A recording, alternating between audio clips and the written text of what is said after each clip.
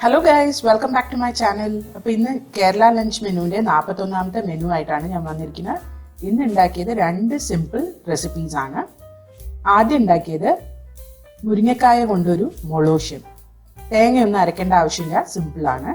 പിന്നെ പാവയ്ക്ക അല്ലെങ്കിൽ കയ്പയ്ക്ക കൊണ്ടൊരു ഫ്രൈ, ഫിഷ് ഫ്രൈയുടെ റെസിപ്പി ഞാൻ കുറേ പ്രാവശ്യം കാണിച്ചുകൊണ്ട് ലിങ്ക് ഞാൻ താഴെ കൊടുത്തിട്ടുണ്ട്. ഇൻഗ്രീഡിയൻസ് ലിസ്റ്റും ഡിസ്ക്രിപ്ഷനിൽ ഉണ്ട്. അപ്പോൾ നമുക്ക് റെസിപ്പീസിലേക്ക് കിടക്കാം. ആദ്യം മുരിങ്ങക്കായ മൊളോഷ്യം ഉണ്ടാക്കാനായിട്ട് പരിപ്പ് വേവിച്ചത്, തോരപ്പരിപ്പ് വേവിച്ചത്, മഞ്ഞൾപ്പൊടി, മുളക് പൊടി, ഉപ്പ് ചേർത്ത് അതിലേക്ക് മുരിങ്ങക്കായും കൂടി ഇട്ടിട്ട് ഞാൻ അടുപ്പത്ത് വെച്ചിട്ടുണ്ട്. ഇതിലേക്ക് കുറച്ച് കായപ്പൊടിയും കൂടി ചേർത്തിട്ട് നമുക്ക് മുരിങ്ങക്കായ വേവുന്നവരെ കുക്ക് ചെയ്തെടുക്കാം. കായപ്പൊക്കേനെ ഇങ്ങനെ ചെറുതായിട്ട് കട്ട് ചെയ്ത് അതിൽ നല്ലോണം ഉപ്പ് പുരട്ടി വെച്ചിട്ടുണ്ട്. അപ്പോൾ ഒരു ചീനച്ചട്ടിയിൽ കടുക് പൊട്ടിച്ചിട്ട് അതിലേക്ക് നമുക്ക് കുറച്ച് ചെറിയുള്ളി ആഡ് ചെയ്ത് കൊടുക്കാം.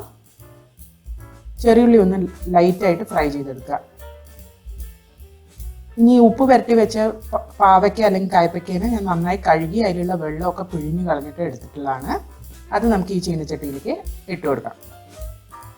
ഇനി ഇതൊന്ന് നന്നായിട്ട് മിക്സ് ചെയ്ത് ഒന്ന് കുക്ക് ചെയ്തെടുക്കണം. അപ്പോൾ അതിലേക്ക് കുറച്ച് മഞ്ഞൾപ്പൊടിയും കൂടി ചേർത്തിട്ട് നമുക്ക് കുക്ക് ചെയ്തെടുക്കാം.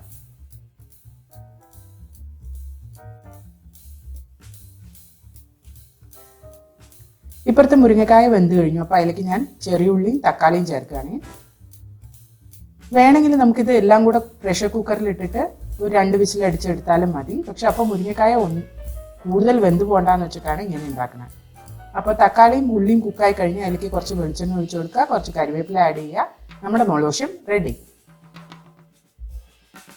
ഇപ്പുറത്ത് കായ്പയ്ക്ക നന്നായിട്ട് വെന്തിട്ടുണ്ട്. അതിലേക്ക് ആവശ്യത്തിന് ഉപ്പും കുറച്ച് മുളക് പൊടിയും കൂടെ ചേർത്ത് കൊടുത്തിട്ട് നന്നായിട്ട് മിക്സ് ചെയ്ത് ഒരു 3 മുതൽ 5 മിനിറ്റ് വരെ നന്നായിട്ടൊന്ന് കുക്ക് ചെയ്തെടുക്കാം.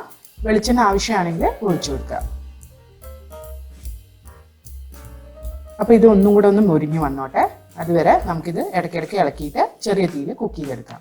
അത് റെഡിയായി കഴിഞ്ഞാൽ അതിലേക്ക് കരിവേപ്പില ചേർത്ത് മിക്സ് ചെയ്ത് ഗ്യാസ് ഓഫ് ചെയ്താൽ നമ്മുടെ കായ്പയ്ക്ക ഫ്രൈയും റെഡിയാണ്. അപ്പോൾ ഇന്നത്തെ 2 സിമ്പിൾ റെസിപ്പീസ് റെഡി ആയിട്ടുണ്ട്. ഇത് എന്തായാലും ട്രൈ ചെയ്ത് നോക്കിയിട്ട് കമൻറ്റ് സെക്ഷനിൽ അറിയിക്കുക. അടുത്ത പ്രാവശ്യം ഒരു പുതിയ റെസിപ്പിയുമായി വരുന്നവരെ ബൈ.